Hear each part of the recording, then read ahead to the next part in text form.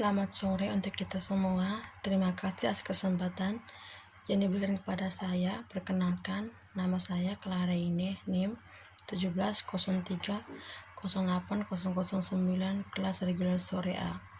Baik, di sini saya akan membahas buku review ke-13 mata kuliah kajian seminar masalah-masalah sosial. Konstruksi masalah sosial dan dampaknya pada tanggapan program dan kebijakan. Perspektif teoritis konstruksi masalah sosial. 1. Klein membuat kegiatan dan penelitian empiris selama tahun 1970-an. Malcolm Spector dan John Kituse menghilami semangat penting bagi pembatasan dan perubahan signifikan dalam berpikir tentang sosiologi masalah sosial. Spector Kituse 1973-1977. Mereka berpendapat bahwa para cendekiawan terkemuka pada hari itu, suatu teoritikus mengenai kondisi sosial, telah gagal mengenali proses-proses politik yang associated dengan formulasi dan penerusan klaim sosial.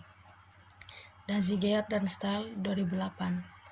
Lebih spesifik lagi, mereka menemukan bahwa masalah sosial diciptakan atau dibangun sebagai bagian dari proses berkelanjutan dan interaktif. Gagasan mereka menginspirasi orang lain dan melahirkan seluruh aliran penelitian empiris tentang konstruksi masalah sosial. Spector dan Kituse 2001 menggunakan istilah klaim membuat untuk memaksudkan kegiatan mempromosikan jenis kepedulian sosial tertentu sebagai masalah sosial, dan dengan demikian menyatakan problem sosial bukan sebagai kondisi yang objektif melainkan sebagai kegiatan individu atau kelompok yang menyatakan keluhan dan pernyataan sehubungan dengan beberapa kondisi putatif. Halaman 75. Dalam melakukannya, mereka menekankan kegiatan para pembuat klaim ini dan meminimaliskan fokus pada kondisi putatif yang di atasnya kegiatan dibangun. Hal ini memiliki konsekuensi besar bagi para peneliti empiris. Ketimbang meluangkan waktu untuk mempelajari penyebab dan konsekuensi berbagai kondisi sosial, para peneliti mengalihkan minta mereka kepada pertanyaan-pertanyaannya yang bersifat empiris mengenai bagaimana masalah itu sampai mengundang perhatian publik. Dengan demikian, ada perubahan mendasar dari berfokus pada kondisi sosial sebagai objektif penyelidikan dan kegiatan yang mempromosikan jenis-jenis kepercayaan tertentu. Dari perspektif konstruksi, penelitian empiris tentang masalah sosial menarik perhatian pada peran kelompok, minat dan gerakan sosial yang berjuang untuk kepemimpinan masalah dan kekuasaan untuk menentukan dan memberikan ketenangan publik padanya. Renam 1988 halaman 91. Oleh karena itu, para pakar konstruksi sosial berminat pada berbagai pernyataan yang membuat berbagai kegiatan yang membuat problem tampak dan bisa ditimbul dalam percakapan umum, seperti yang nyata dalam studi of math. Para pemilik saham dihadapkan pada beberapa tugas yang berbeda, termasuk menyoroti kondisi sosial yang tidak disadari dan kemudian mewarisinya. Mengenai makna penting dalam proses pembuatan klaim ini adalah gagasan tentang pengetasan, pengembalaan, dan perluasan wilayah. Best 1990. Pertama, para pembuat pernyataan harus menjelaskan problemnya dengan memberi label dan merinci parameternya. Sekali didefinisikan suatu problem, dapat digambarkan kasus atau narasi individu menjadi alat yang berguna dalam menggambarkan presentasi khas dari masalah tertentu. Dalam melakukannya, klaim membuat menegaskan beberapa fitur sementara meminimalkan atau mengabaikan yang lain. Membingkai selektif kondisi sosial ini sangat penting dalam memperoleh simpati dan daya tarik publik. Persaingan sipil untuk perhatian publik, para pembuat klaim seringkali mengandalkan klaim pertama yang membangkitkan simpati di mana-mana. Sosiolog Joel Best 1955 95 telah mendesak bahwa alasan orang Amerika cenderung untuk berbicara tentang masalah-masalah yang bersifat khusus dan bukan masalah sosial adalah bahwa kondisi itu adalah sosial sehingga perlu diubah. WHK Hokul Anuis, sebuah pesan bahwa masalah dapat diselesaikan. Halaman 250, dengan menyiratkan keberadaan respon terpaksa bekerja sama dengan bagaimana Perhem itu sendiri dibijak. Sejarah alami masalah sosial, semua fitur ini bahwa proses sosial dibangun, dibentuk, diperluas, digunakan sebagai sumber daya, mencerminkan sifat dinamis masalah sosial.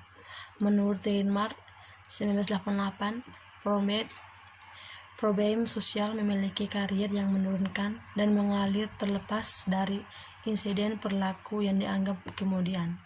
Halaman 91. Sejumlah peneliti empiris meneliti dinamika yang dimainkan dalam rahan masalah tertentu. Best 1995 mengomentari bahwa riset tentang pembangunan problem sosial sebagian besar terdiri dari penelitian kasus yang di dalamnya para sosiolog meneliti bagaimana dan mengapa pertanyaan-pertanyaan tertentu muncul tentang soal-soal tertentu. Penelitian kasus menarik datanya dan menarik perhatian kepada ciri-ciri khusus dari kasus substansinya yang ada. Halaman 189. Namun, kurang perhatian telah diberikan pada sifat yang saling berkait dari berbagai klaim masalah sosial. Oleh karena itu, perluasan yang alami untuk mempelajari sejarah problem sosial tertentu adalah dengan bertanya-tanya tentang hubungan antara berbagai problem yang berbeda tetapi berkaitan. Sebagai contoh bab ini, untuk melakukannya dengan melakukan studi kasus perbandingan terhadap masalah-masalah sosial yang dibangun to leaderspan, obrolan tentang remaja yang melarikan diri dari obrolan tentang anak-anak yang hilang, studi kasus perbandingan remaja pelarian dan anak-anak yang hilang. Contoh kasus perbandingan ini melihat adanya dua problem sosial dalam bidang konstruksi, pelayanan dan respon kebijakan dari dua problem sosial yang berbeda, tetapi saling berhubungan langsung menjadi kuasa dari remaja yang melarikan diri, yang muncul pada akhir tahun 1960-an dan 1970-an. Dan kedua respon dari anak-anak yang hilang, satu fenomena yang mendominasi penggunaan panggung advokasi kebijakan dan program di tahun THC 1980-an. C. Tabel 1. Kondisi sosial untuk masalah sosial. Saya telah berpendapat di tempat lain bahwa penggabungan faktor-faktor bersatu di pertengahan tahun 1960-an dan 1970-an untuk menghasilkan pelarian khas baru Staller 2003-2006. Saya meringkas secara singkat beberapa faktor kunci di bawah ini.